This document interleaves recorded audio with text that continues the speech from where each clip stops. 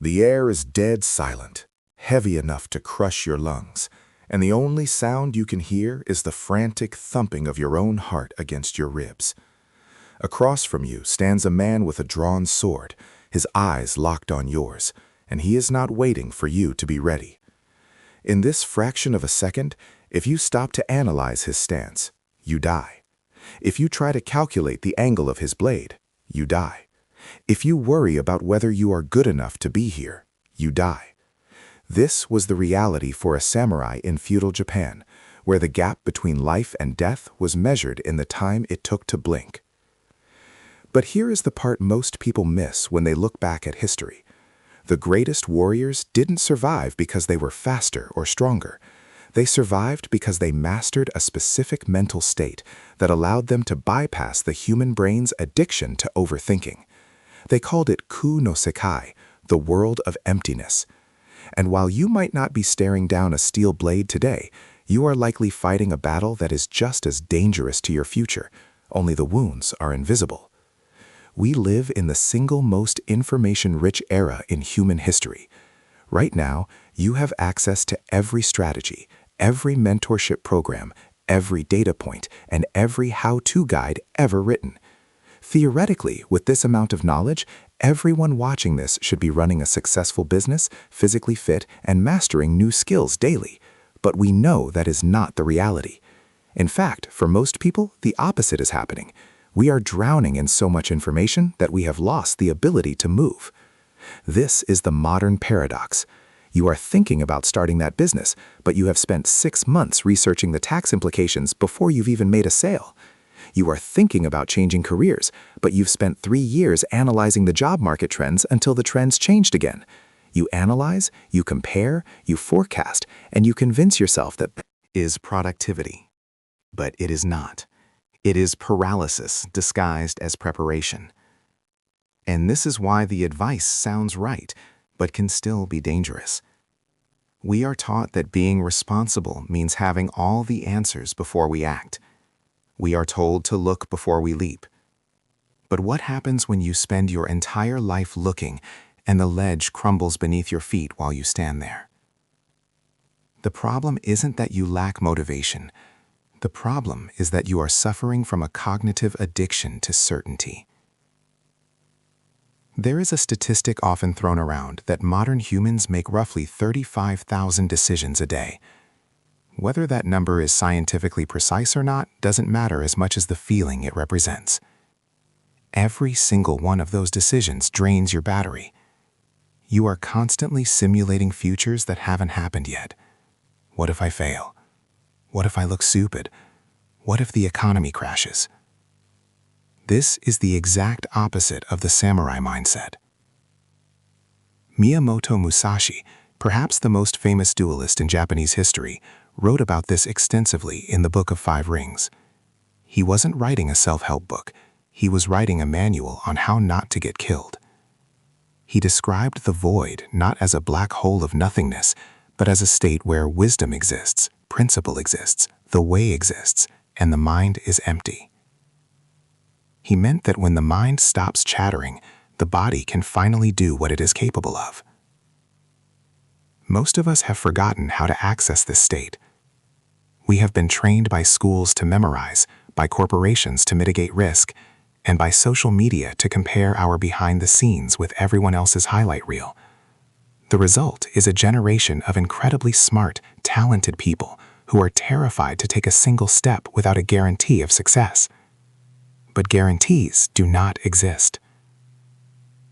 To understand how this destroys potential, and more importantly, how to fix it, we have to look at a story that might sound uncomfortably familiar. It is the story of a woman named Emily. Emily was the person everyone assumed was destined for greatness. You know the type. She was 28, sharp as a tack, worked as an analyst for a mid-sized tech firm, and had that rare ability to see solutions where everyone else saw problems. Whenever a project caught fire, Emily was the firefighter. Whenever a client was furious, Emily was the diplomat. Her colleagues would whisper that she should be running the department or even her own company.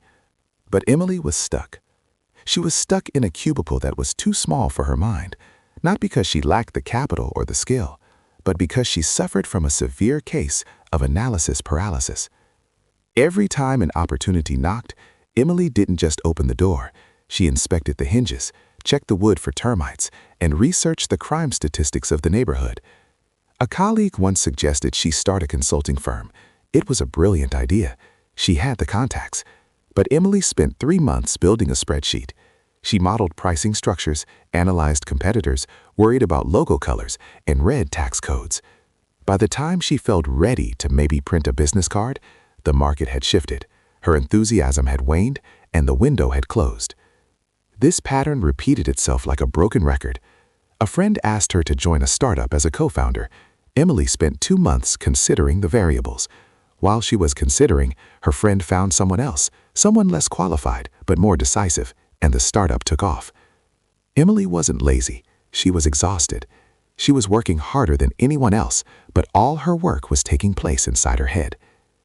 The turning point came when she met a woman named Ko. Ko was 56, originally from Kyoto, and carried herself with a quiet intensity that made people stop talking when she entered a room. Ko ran a boutique interior design firm that was legendary not for its size, but for its execution. They met at a chaotic business conference where Emily was. Ko watched Emily work. She saw how Emily directed the team, how she improvised a solution, and how she intuitively understood the flow of the room. After the panic subsided, Ko walked up to her. She didn't offer a handshake immediately. She just looked at Emily and said, "You are very good at solving problems that are not yours." It was a simple observation, but it hit Emily like a physical blow. Ko continued, speaking with a soft accent that somehow cut through the noise of the convention center. She told Emily she was expanding her business and needed a partner who understood strategy and people. She asked Emily to come to a meeting to discuss a potential partnership. Now, imagine this moment. This is everything Emily had supposedly been waiting for. A mentor, a proven business model, a chance to lead. Her heart hammered against her chest. But then, the sickness kicked in. The overthinking brain took the wheel. Instead of saying yes or when do we start, Emily hesitated. She looked at Ko and said, "Can I think about it?" Ko didn't look offended. She looked almost sad, like she had seen this tragedy play out 1,000 times before. She smiled a small, knowing smile and said, "Sure, let me know when you decide." Emily went home that night and entered the prison of her own mind. For 3 weeks, she didn't sleep properly.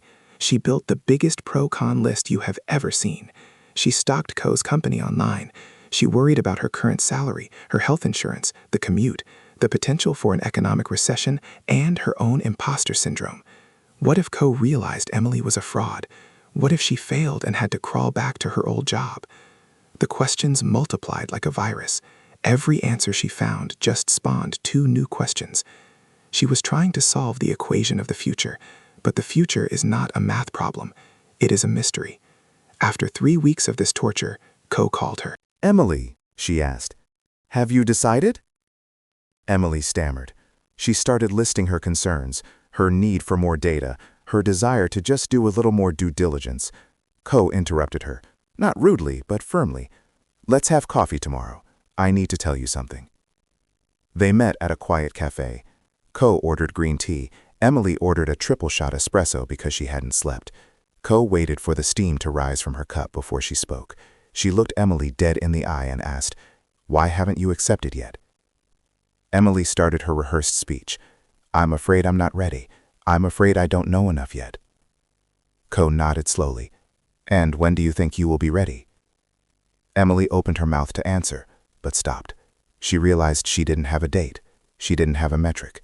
Ko leaned in. "You will never be ready," she said. "You are waiting to be sure, and certainty does not exist." This is where the risk quietly increases for all of us. We mistake anxiety for wisdom. We think that if we worry enough, we can control the outcome. Ko began to explain the concept her grandfather, a kendo master, had taught her. She introduced Emily to Ku no Sekai. "In the sword fight," Ko said, "if you stop to think about your next move, you are dead. There is no time for analysis.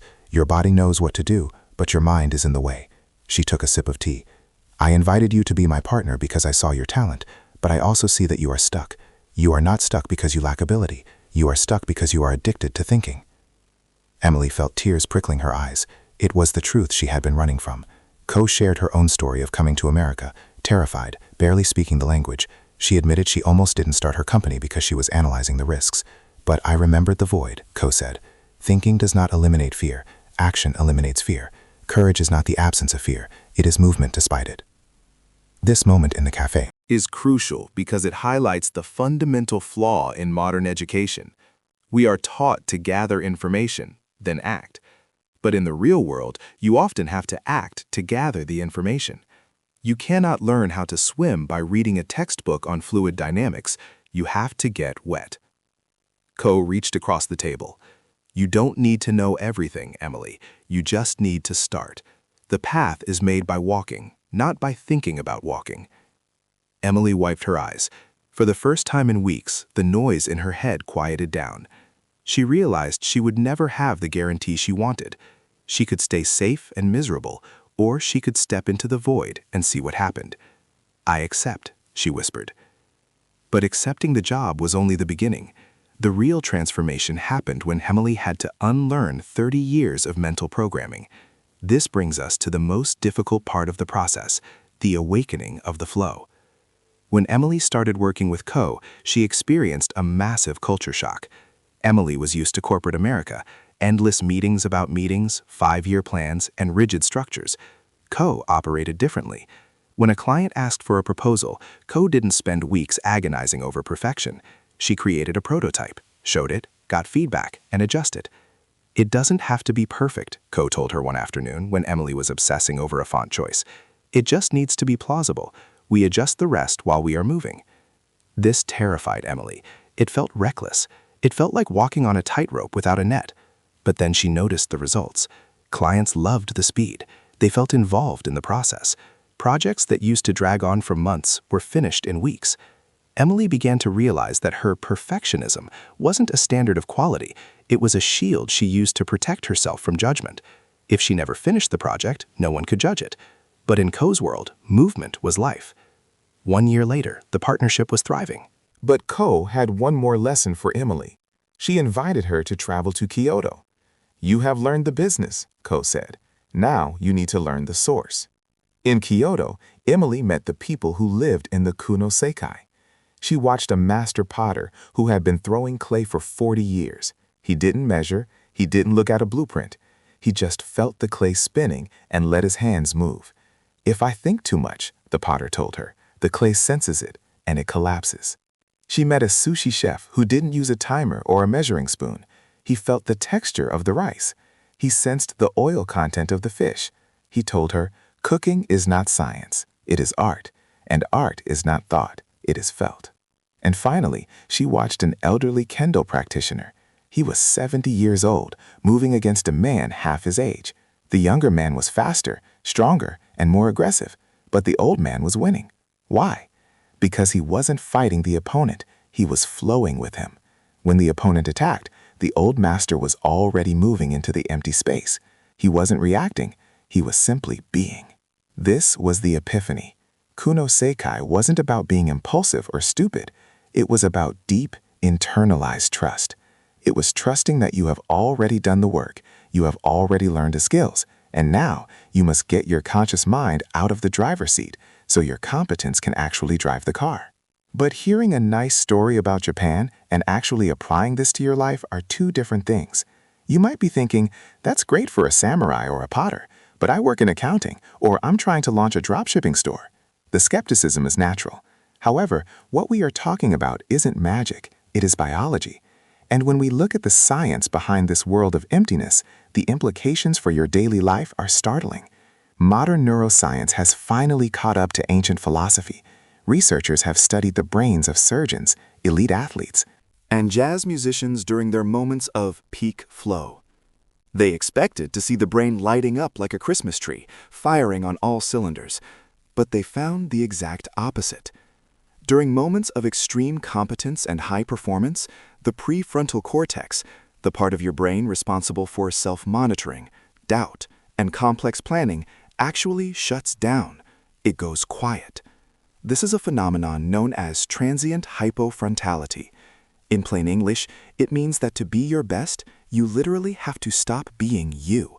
You have to stop being the nagging, worrying, self-conscious voice in your head. Your brain processes roughly 11 million bits of information per second through your senses, but your conscious mind, that anxious little voice, it can only process about 40 to 50 bits per second. Do the math. When you try to consciously control every aspect of your life, you are trying to funnel an ocean through a drinking straw. You are choking your own system. This is why you stumble when you think about how you are walking. This is why you stutter when you worry about what you are going to say next. And this is why you fail to start the business when you try to predict every possible outcome for the next 10 years. You are overloading the processor. So, how do we trigger this state? How do we stop being Emily the analyst and start being Emily the partner? The answer lies not in adding more strategies to your life, but in subtraction. We need to strip away the interference.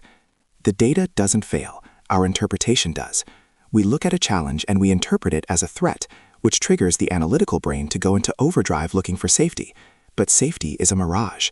The samurai knew that the only safety was in decisive action. If you hesitate, you are cut. If you move, you might still be cut, but you have a chance to win. There are 5 practical steps to entering this world of emptiness in a modern context, and none of them involve meditating on a mountaintop. They involve changing how you engage with your work and your fear right now, today. Step 1 is the shift from certainty to clarity. This is a subtle but massive distinction. Certainty is demanding to know exactly what the result will be. If I launch this video, it must get 100,000 views. That is certainty, and it is impossible. Clarity is simply knowing why you are doing it and what the immediate next step is. I am making this video because I have something to say, and the next step is to write the first sentence. That is clarity. You can act on clarity. You cannot act on a need for certainty. Step 2 involves the volume of practice. The samurai didn't just empty their minds and hope for the best. They swung the sword 10,000 times until the sword was an extension of the arm. Emily didn't succeed just because she stopped worrying. She succeeded because she had spent years being a great analyst. She had the skills. She just needed to trust them. If you are paralyzed, ask yourself, do I need more information, or do I need more trust in the information I already have? Usually, it is the latter. But here is where most people get tripped up. They think trusting the process means sitting back and waiting. It implies passivity. But the Japanese concept is active. It is about fluidity. Water never misses its target. If you put a rock in front of a stream, the water doesn't stop and hold a meeting about the rock. It flows around it. It flows over it. It erodes it. When you make a mistake, and you will, the goal isn't to stop and analyze the mistake to death. The goal is to flow into the next move. Correct course while moving. This is what agile businesses do. This is what great athletes do. And this is what you must do if you want to escape the trap of overthinking. There is a final paradox to this philosophy that is difficult to grasp until you experience it. You are not trying to reach a new state of mind. You are trying to return to an old one. Think about children. A 5-year-old doesn't conduct a risk assessment before building a Lego tower. They just build. They are in the ku no sakai naturally. We didn't learn how to overthink. We were traumatized into it. We were taught to fear being wrong more than we were taught to love creating. Reclaiming this state is an act of rebellion. It is a refusal to let fear dictate your timeline. Emily's story ends with her finding peace, but not a passive, sleepy peace. It was a dynamic, active peace. She realized that she didn't control the future, but she controlled her entry into it. As Miyamoto Musashi wrote, "When you understand the way, you will see the way in all things." This means that once you learn to stop overthinking in your business, you will stop overthinking in your relationships. You will stop overthinking your diet. You will simply do what is necessary when it is necessary, without the emotional baggage. So, the question you are left with is not, how do I start? The question is, what am I waiting for? If you are waiting for the fear to go away, you will wait forever. If you are waiting for the perfect plan, you will die waiting. The only way out is through. And this brings us to the most critical realization of all, one that separates those who dream from those who do. It is the understanding that the perfect time is a myth created by your ego to keep you safe from the possibility of failure. But in doing so, it keeps you safe from the possibility of life. Now, pause for a second. Look at the project you have been putting off. Look at the conversation you have been avoiding. You have analyzed it enough. You have weighed the pros and cons. The data is in. The court is adjourned. The only thing left is the act itself. Imagine standing in that dojo again. The opponent is time, and time is not waiting for you to be ready. The sword is already moving. Do you flinch, or do you move? That flinch is the enemy. It is the split second where you allow your narrative about the world to override the reality of the world. And overcoming that flinch is not just about making one good decision, it is about rewiring the way you exist in a chaotic environment. But moving once is easy. Moving every day, when the excitement fades and the routine sets in, is where the real battle begins. This is where most people misunderstand the philosophy of the void. They think it is a temporary state you enter to perform a specific task, like a boxer stepping into the ring. They treat it like a light switch. I will turn on my flow state to write this report, and then I will turn it off and go back to being anxious and neurotic. But Miyamoto Musashi did not view the void as a technique. He viewed it as a place to live. Let's go back to Emily. 6 months after her trip to Kyoto, the initial high of her transformation had worn off. The honeymoon phase was over. She and Co. were pitching for a massive contract, the biggest of their careers, designing the headquarters for a global logistics firm. This was the big leagues. Old Emily would have spent nights awake, obsessing over every line of the contract. New Emily, practiced in the art of getting out of her own way, prepared diligently but slept soundly. They went into the pitch meeting. They presented with clarity, passion, and flow. They crushed it. And then they lost the contract. The client chose a competitor, not because Emily's work was bad, but because the competitor had a nephew on the board of directors. It was politics. It was unfair. It was a crushing blow. This is the critical test. In the old world, the world of overthinking, Emily would have spiraled. She would have replayed the meeting in her head 1,000 times. She would have analyzed her tone of voice, her slide deck, her outfit. She would have internalized the failure. I am not good enough. This was a mistake. I should have stayed in my safe analyst job. She would have taken the external event and turned it into an internal identity. But this time, something different happened. When they got the email rejection, Emily felt the sting. She is human, after all. She felt the disappointment rise in her chest. But instead of letting it reach her head, she let it pass through her. She remembered the potter in Kyoto. When a pot cracks in the kiln, he does not hate himself. He does not stop being a potter. He sweeps up the shards and puts a fresh lump of clay on the wheel. Emily turned to Co and said, "That is unfortunate. What is the feedback? And who do we pitch next?" Co smiled. That was the void in action. It was the ability to see the event exactly as it is, a lost contract, without adding the emotional layer of, "I am a failure."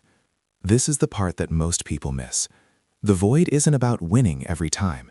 It is about maintaining your equilibrium whether you win or lose, so that you can immediately take the next step. There is a Japanese term for this specific type of follow-through, zanshin. It translates roughly to lingering mind or remaining mind. In martial arts, it means that after you strike your opponent, you do not drop your guard and celebrate. You do not turn your back. You remain fully present, fully aware, ready for whatever comes next. In modern life, we lack zanshin. We finish a task and immediately distract ourselves with a phone. We suffer a setback and immediately numb ourselves with comfort. We break the flow. Emily practiced zanshin by not allowing the rejection to break her momentum. She didn't pause to wallow. She stayed in the stance. But let's be honest. You are likely asking yourself how you can maintain this level of detachment when your rent is due, or when your family is depending on you. That pressure is real, and this is where the risk quietly increases. If you try to force this state of mind, you will fail. You cannot force emptiness. You can only create the conditions for it. The biggest obstacle to this state in the 21st century is not fear, it is dopamine. We have spoken about fear causing paralysis, but there is a more insidious culprit. We are addicted to the feeling of productivity without the action of productivity. When you spend 4 hours researching how to start a YouTube channel, your brain releases dopamine. It feels good. It feels like work. You are learning. You are preparing. But in reality, you are just stimulating your neural reward pathways without taking any risk. This creates a false void. You feel busy, but you are standing still. Real Kuno Sakai feels different. It often feels cold. It feels quiet. It feels like standing on the edge of a diving board. There is no dopamine hit until after the jump. To distinguish between the two, between productive preparation and addictive overthinking, you need to use a simple razor. Does this next piece of information change my immediate action? If you are researching which camera to buy and you find a camera that fits your budget, looking at 5 more reviews will not change the action of buying the camera. It is just stalling. If you are writing a book and you are researching character names, finding the perfect name does not change the action of writing the chapter. It is just stalling. The samurai did not sharpen his sword while the battle was raging. He sharpened it before. Once the battle began, the sword was sharp enough. You must accept that you are smart enough right now to take the first step. You are prepared enough right now to launch the prototype. The learning you are looking for will not be found in another book. It will be found in the wreckages of your first attempt. This brings us to the dark side of this philosophy, or rather the consequence of ignoring it. What happens if you don't embrace the void? What happens if you stay in the cycle of analysis? You don't die by the sword. That would be too quick. Instead, you suffer a slow death of potential. You become one of the gray ghosts of Society. These are the people who are constantly talking about what they are going to do. They are going to write that screenplay next year. They are going to get in shape when work slows down. They are going to start the business when the economy improves. They live in a permanent state of potentiality, never collapsing into reality. And the tragedy is that they are often the smartest people in the room. They have analyzed the world so perfectly that they have analyzed themselves out of it. Regret is not a sharp pain. It is a dull, heavy stone that you carry, and it grows heavier every day you do not act.